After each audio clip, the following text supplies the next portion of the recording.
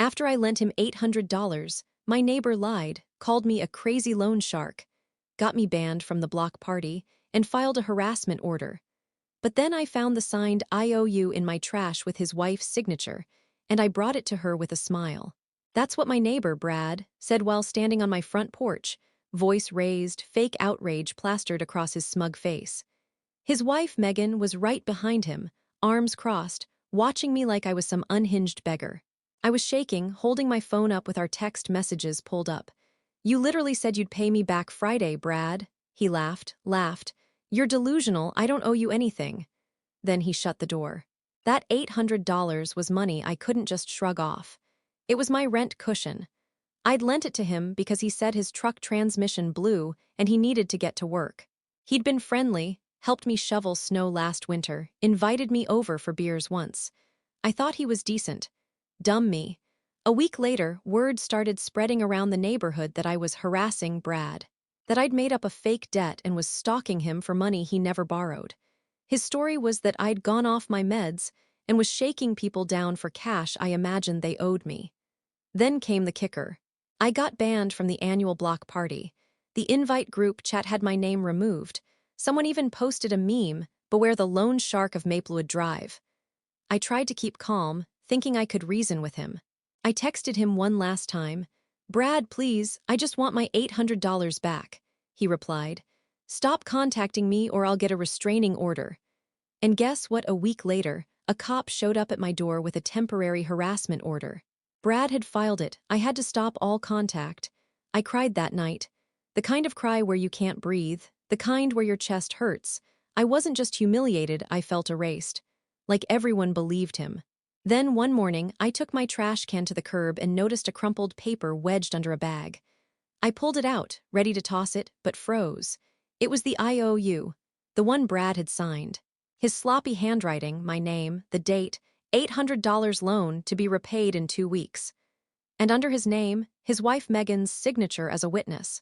Only thing was the paper looked freshly crumpled. Like it hadn't been sitting there long.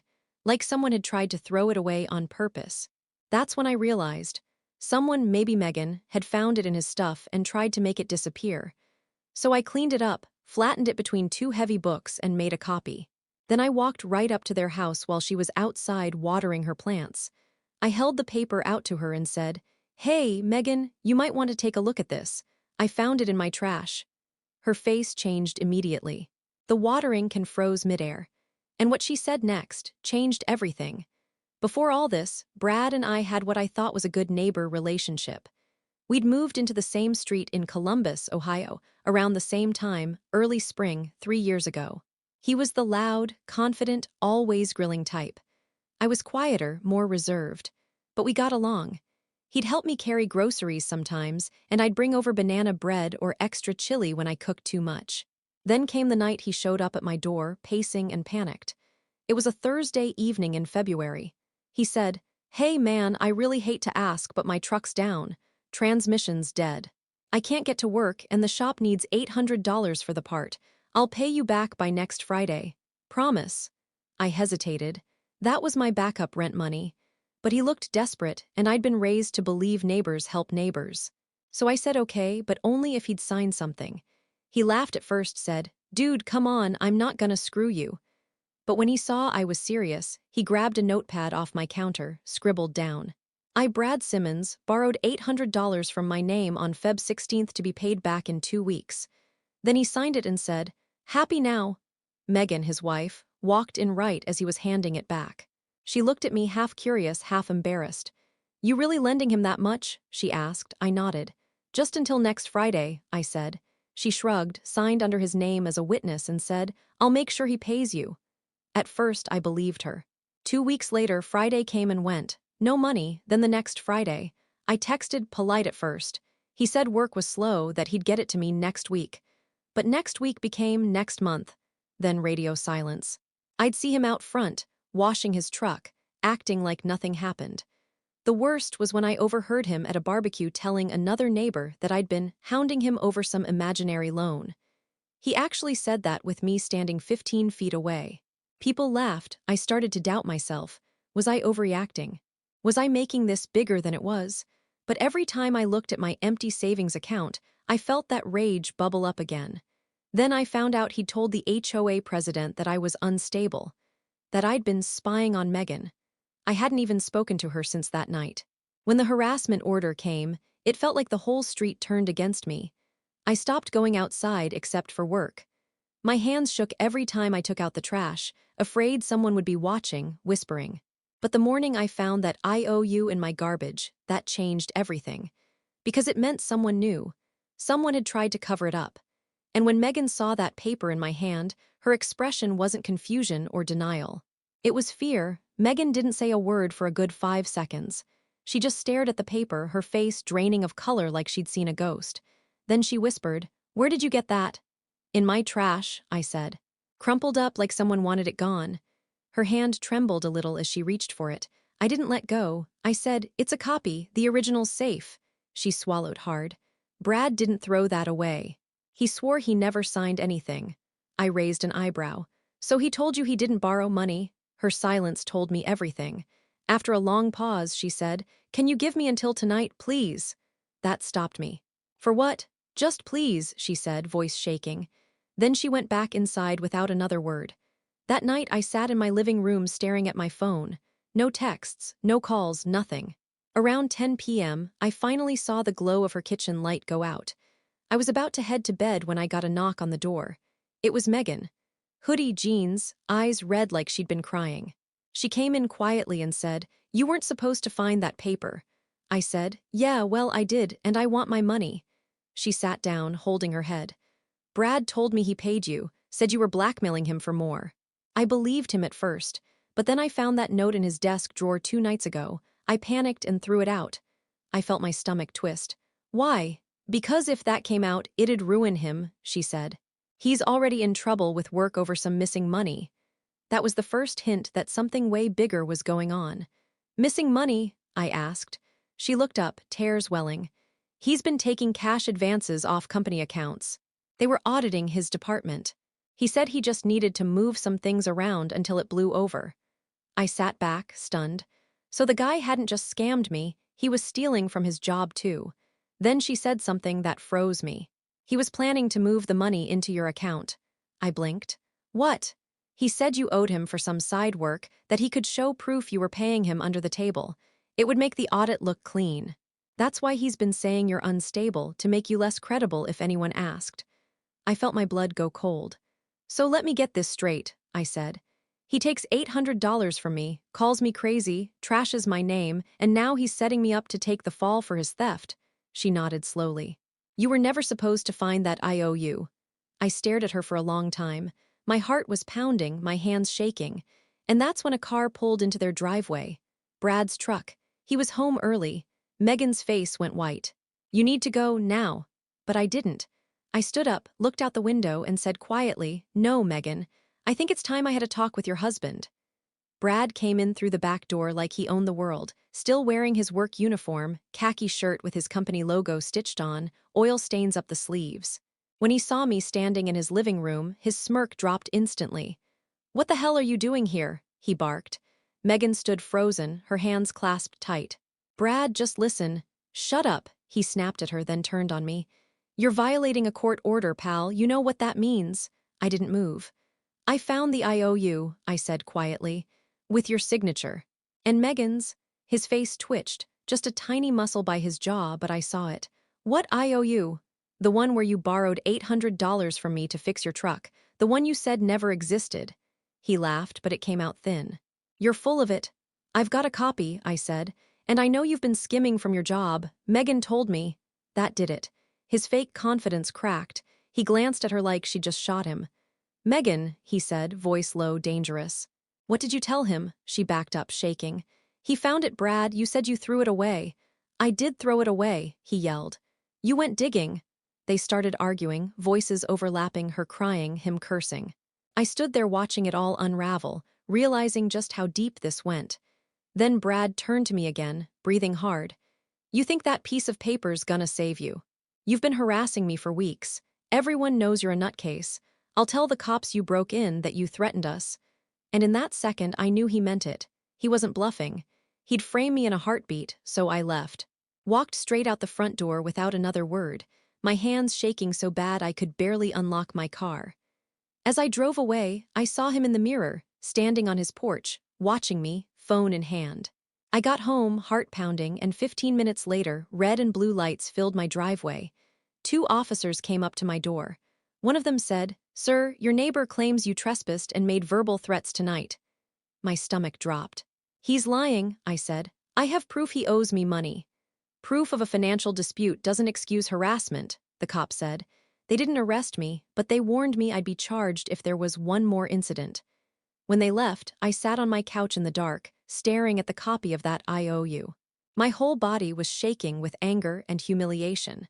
Brad had not only stolen my money, he'd built an entire false reality around me to cover his own crimes. He'd turned me into the villain in my own story. But he'd made a mistake, because in trying to erase that IOU, he'd left fingerprints, literally. His and Megan's, and I had a friend who worked at a notary office downtown who owed me a favor.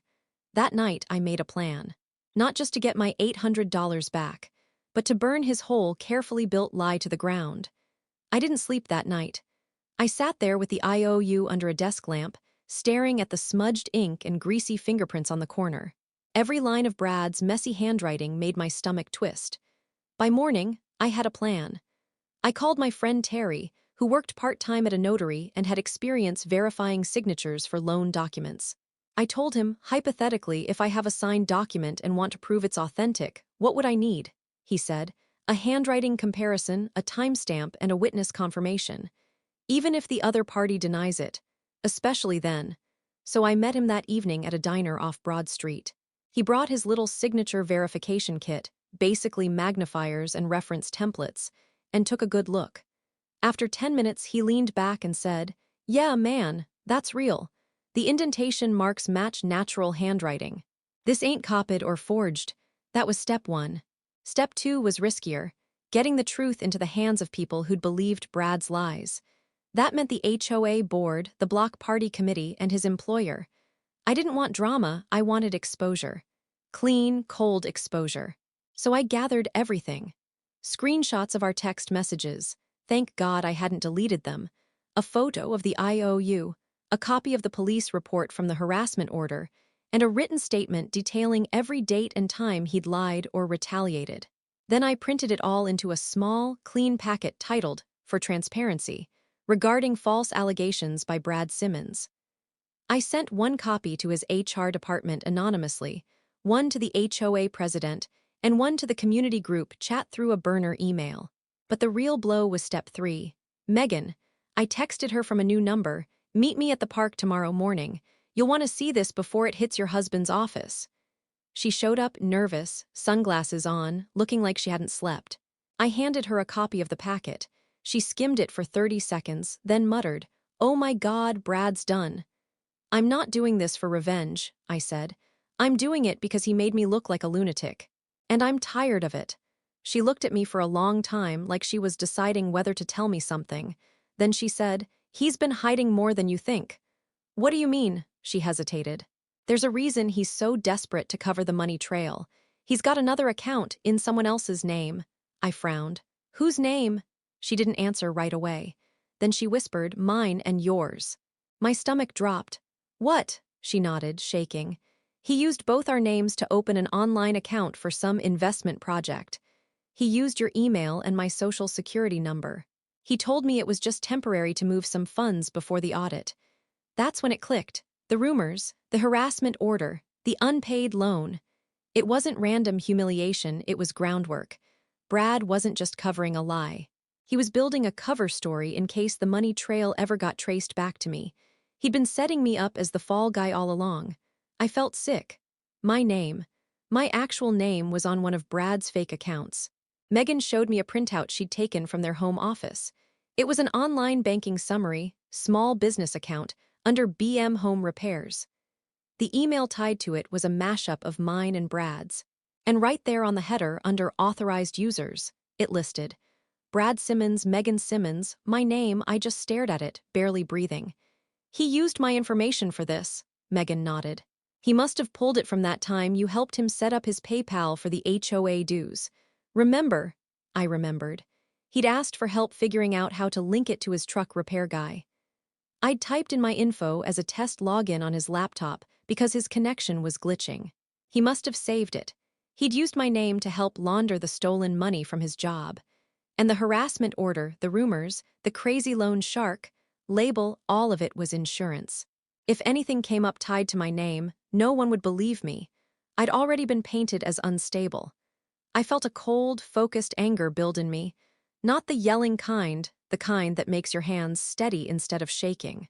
Megan said, I didn't know about the fake account until last week. He told me it was just a dummy business for tax write-offs.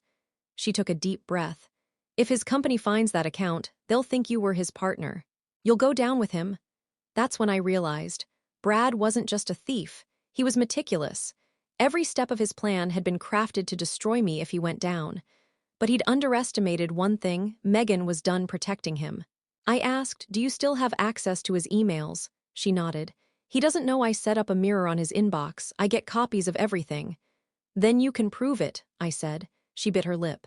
If I do, he'll know it came from me. I looked her dead in the eye. He already threw you under the bus by using your social. You think he's gonna protect you when the audit hits? She didn't argue after that.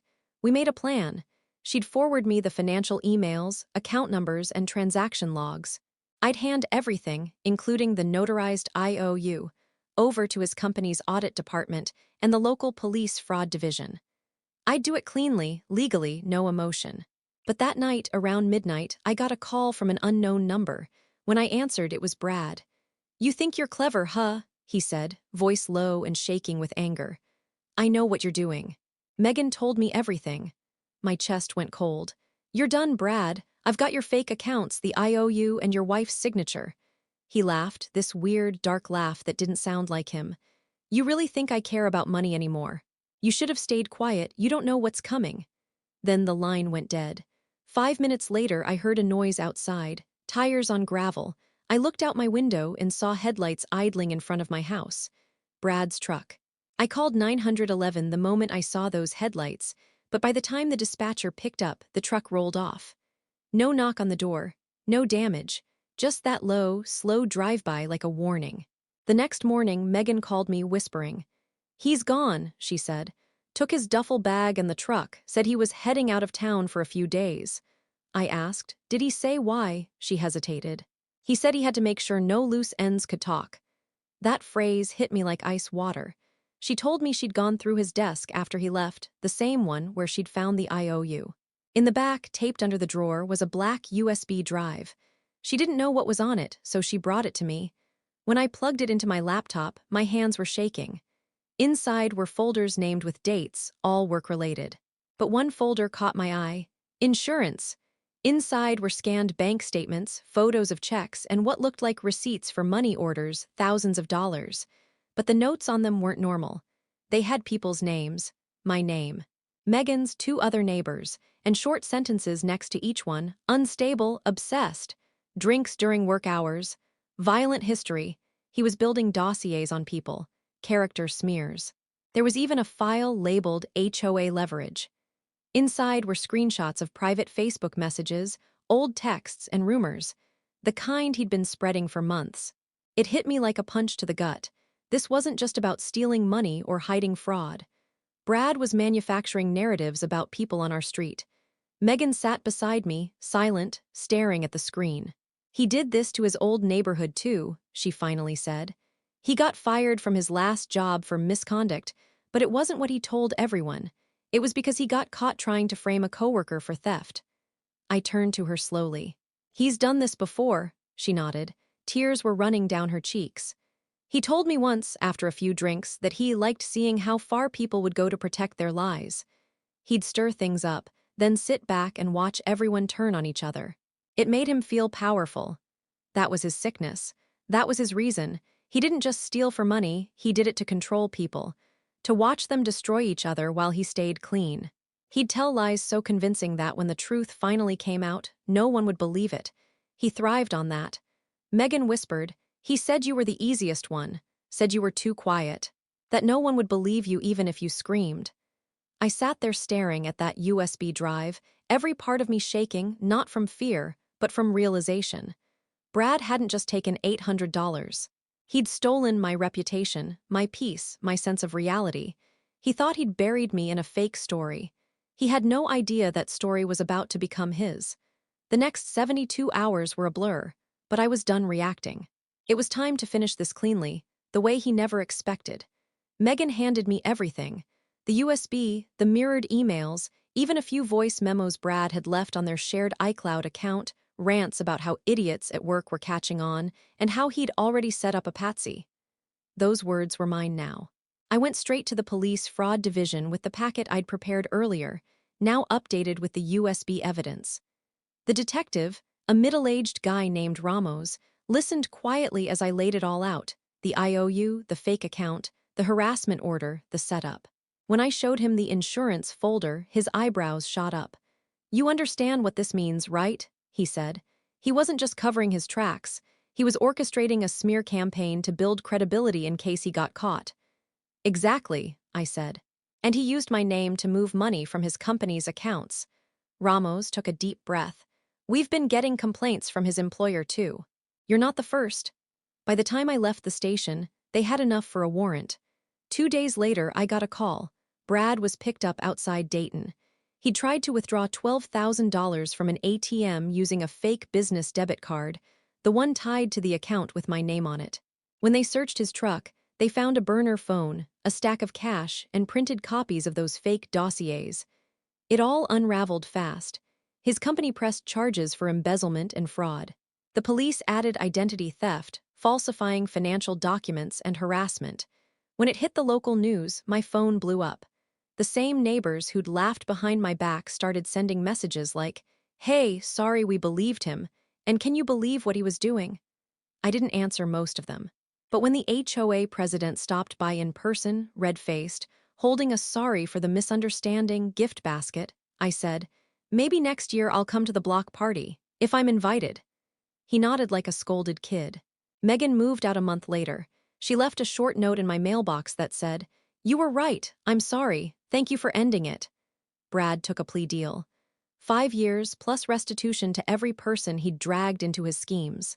The court ordered him to repay me the $800 with interest, but I told my lawyer to donate it to the local shelter in his name. Because honestly, the money didn't matter anymore. What mattered was walking down Maplewood Drive again, seeing people look me in the eye instead of whispering behind my back. What mattered was knowing I didn't just survive his lies, I exposed them. That night I stood on my porch, watching the neighborhood lights flicker on, and thought about everything he'd tried to take from me. Peace, trust, reputation, and how, in the end, he'd lost every single thing that made him feel powerful.